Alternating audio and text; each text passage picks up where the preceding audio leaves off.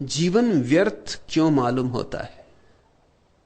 आपके पास आता हूं तो अर्थ की थोड़ी झलक मिलती, पर वह खो जाती। जीवन न तो व्यर्थ है न सार्थक। जीवन तो कोरा कैनवास है। तुम जो चाहो उस पर चित्रित कर लो। जीवन तो कोरी किताब है। चाहो तो गालियां लिखो और चाहे तो गीत लिख लो। जीवन अपने आप में कुछ भी नहीं है। जीवन कोरा अवसर है। और अधिक लोग इस भ्रांति में जीते हैं कि जीवन में कोई अर्थ है। मिल क्यों नहीं रहा? जीवन में अर्थ होता नहीं, डालना होता है। जितना डालोगे उतना मिलेगा, उससे ज्यादा नहीं। बांसुरी रखी है और तुम बैठे हो उसके सामने और कहते हो कि बांसुरी तो है, लेकिन इसमें स्वर क्यों नहीं? बांसुरी में स्वर होते नहीं, जन्माने होते, जगाने होते, डालने होते, उमगाने होते। रखो ओंठ पर और बजाओ इसे और अपूर्व संगीत पैदा होगा। जीवन में कोई रेडीमेड अर्थ नहीं है कि चले रेडीमेड की दुकान और तैयार कपड़े पहन के लौट आए। जीवन तो सिर्फ एक खुला अवसर है, जो चाहो वही बन जाएगा। इसलिए बुद्ध इसी में निर्वाण बना लेते, हिटलर जैसे लोग इसी में महानरक बना लेते। इसी में कोई तुम्हारे पास बैठा स्वर्ग में जीता है और तुम नरक में जीते हो। जीवन परम स्वतंत्रता है। जीवन सृजन है। तुम पूछते हो जीवन में व्यर्थ क्यों मालूम होता है? क्योंकि तुमने अर्थ डाला नहीं होगा। बगिया खाली क्यों मालूम होती? तुमने बीज बोए ना होंगे। फूल क्यों नहीं आते? बीज भी बोए होंगे तो पानी ना सींचा होगा।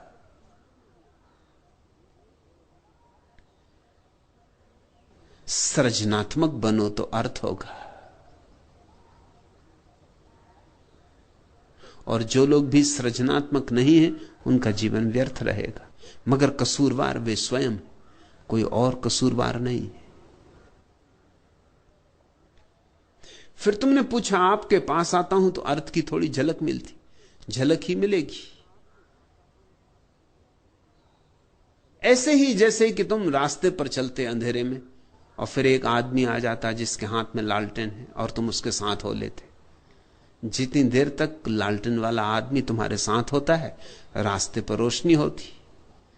फिर आ गया चौराहा और उस आदमी ने कहा नमस्कार भाई, अब मैं अपनी राह चला। फिर घन घोर अंधेरा है। अब तुम हैरान होते हो कि अभी तक थोड़ी झलक थी, अब घनघोर अंधेरा क्यों? मेरे दिए की रोशनी में थोड़ी देर चल सकते हो, मगर वो तुम्हारे दिए की रोशनी नहीं। तुम्हारे दिए की रोशनी होगी तो ही सदा रोशनी तुम्हारे सांस रहेगी, नहीं तो झलकें मिलेंगी। बगीचे में गए तो सुगंध मालूम पड़ेगी, फिर घर गए वहां कहां सुगंध मालूम पड़ेगी, जब तक कि तुम्हारा घर भी बगीचा ना बन जाए।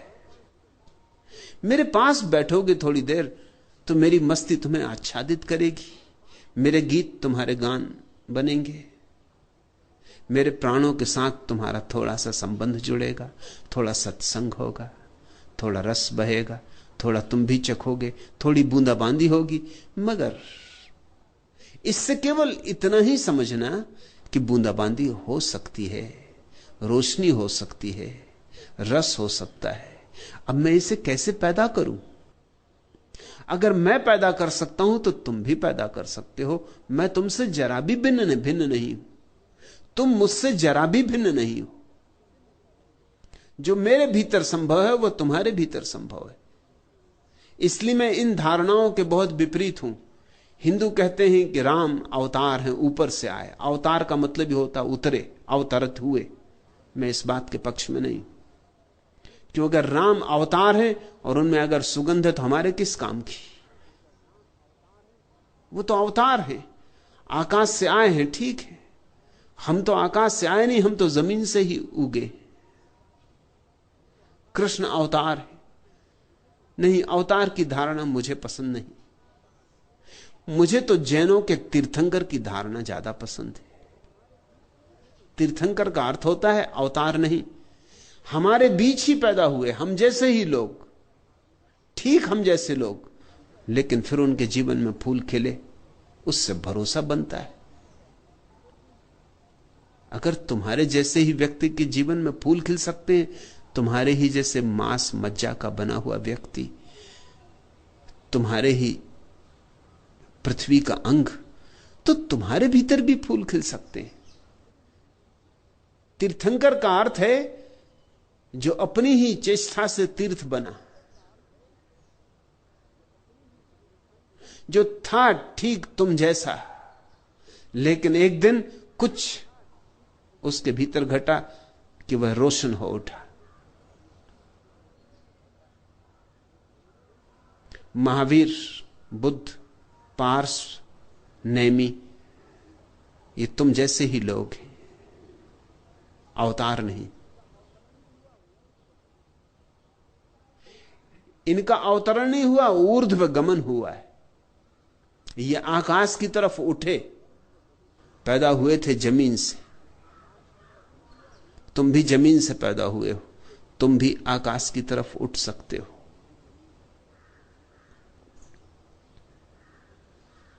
तुम कहते जीवन व्यर्थ क्यों मालूम होता है? क्योंकि तुमने व्यर्थता के बीज बोए होंगे। लोग बीज ही व्यर्थता के बो रहे हैं। कोई धन कमा रहा है, अब धन से कहीं जीवन सार्थक हुआ है? सुविधापूर्ण हो जाएगा, सार्थक नहीं हो सकता। सुविधा सार्थकता नहीं है। तुम अपने एयर कंडीशन कमरे में बैठे रहो, व्यर्थ हो तो व्यर्थ ही हो। एयर कंडीशनिंग सार्थकता नहीं दे सकती। कोई एयर कंडीशनिंग करने वाली कंपनी इसका दावा भी नहीं करती।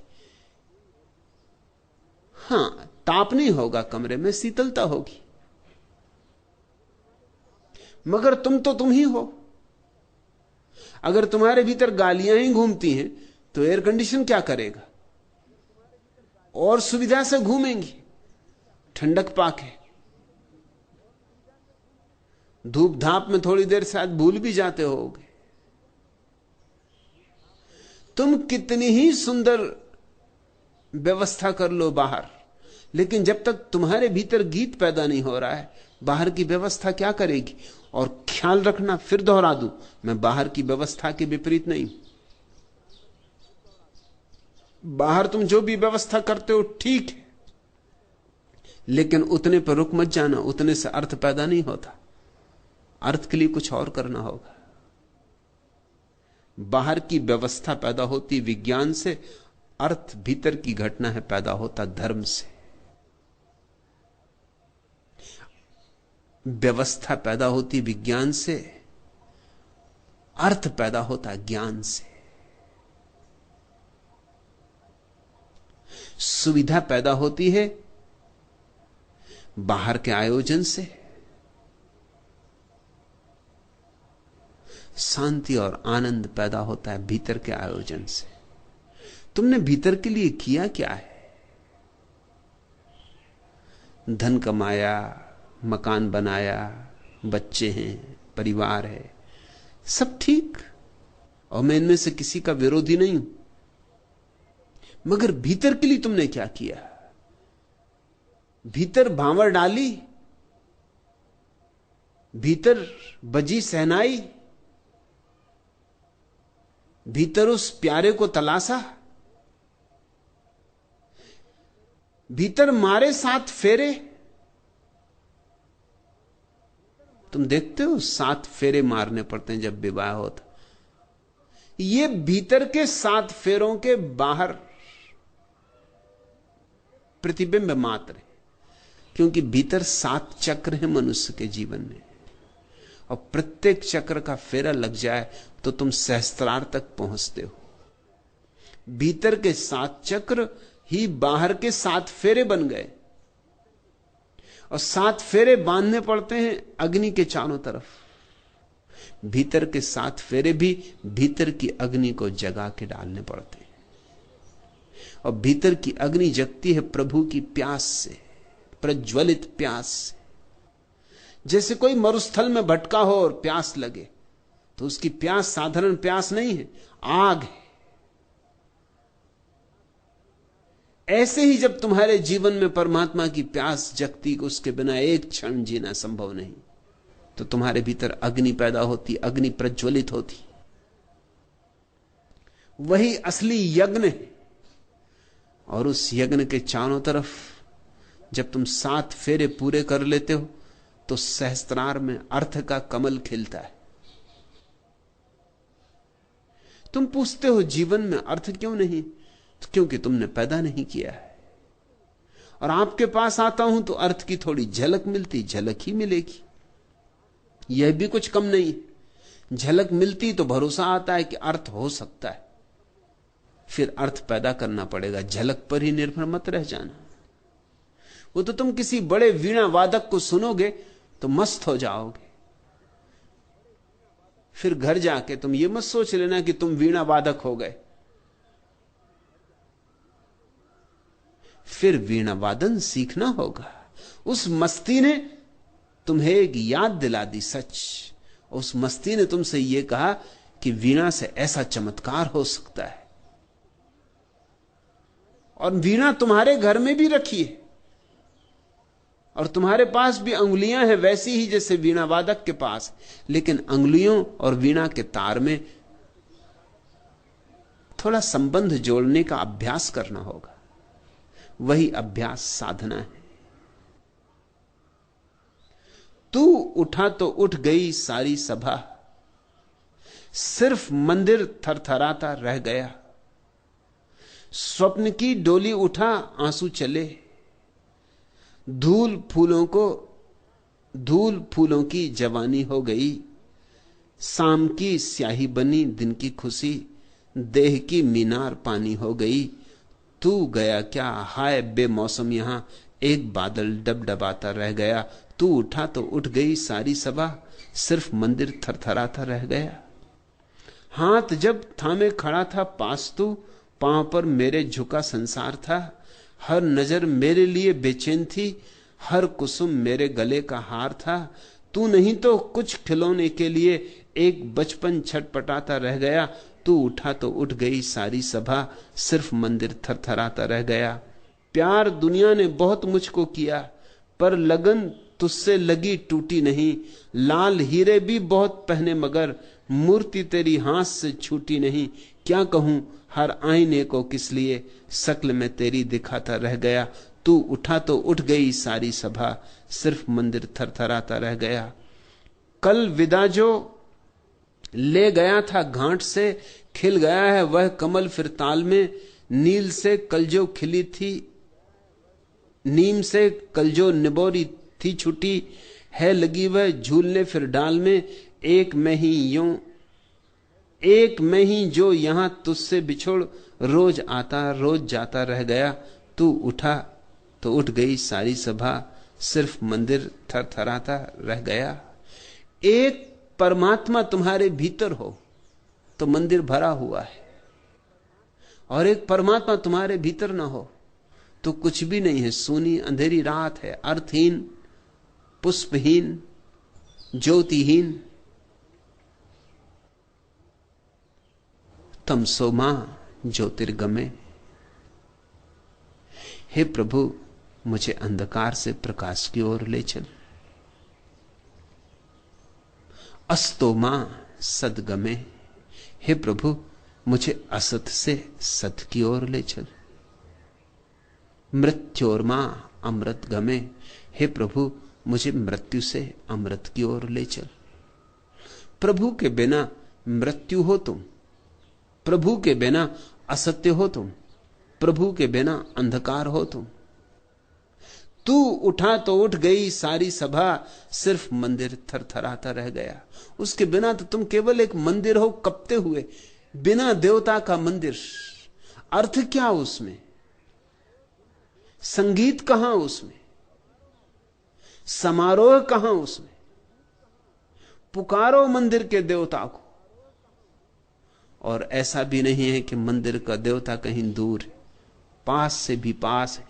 तुम भी अपने जितने पास हो उससे भी ज्यादा पास है। बस पुकारो। उसी पुकार का नाम प्रार्थना है। प्रार्थना तुम्हें जीवन में अर्थ देगी, और झलक ही नहीं, अनुभव देगी। और ऐसा अनुभव जो तुम्हारी संपदा बन जाए। सत्संग तो सिर्फ इसीलिए है ताकि भरोसा आ जाए। सत्संग तो इसीलिए है ताकि तुम्हारे भीतर तलाश शुरू हो जाए। सत्संग अंत नहीं है। सत्य हुए बिना अंत कैसे हो सकता है?